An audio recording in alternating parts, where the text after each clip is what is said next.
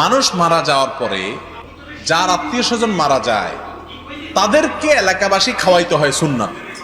তাদের কাছ থেকে খানা আদায় করা এটা ইসলামের শিক্ষা না।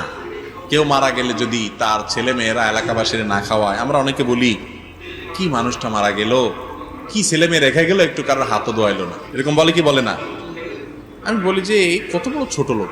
আরে ভাই, মানুষ খুশিতে খাওয়া, খুশিতে খাওয়া। বিয়ে করছে, নতুন বউ আসছে, অলিমা খাওয়ায়, ছেলে হয়েছে আকিকা খাওয়ায়, ঠিক না?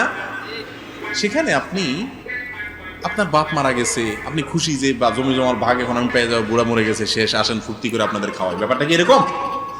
তাহলে কেন খাওয়াবেন? এর সাথে ইসলামের কোনো সম্পর্ক?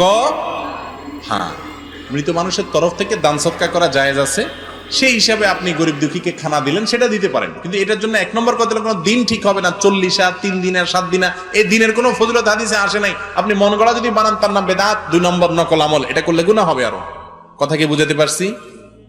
আর দ্বিতীয় কথা হলো যে গরিব খাওয়ানোর নাম দেয়া হয়, আসলে গরিবের তো কোনো বিল নাই। গরিবরা বলে এই চেয়ারম্যান সব খাক, তোরা পরে আয়, ঠিক না?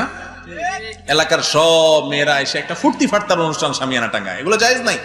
এগুলো হিন্দু থেকে আসছে আমাদের মধ্যে। যে মৃত ব্যক্তির জন্য আমরা দোয়া করব, তাদের পক্ষ থেকে দান সদকা করব, আরো যে আমলগুলো আছে সেগুলো করবো।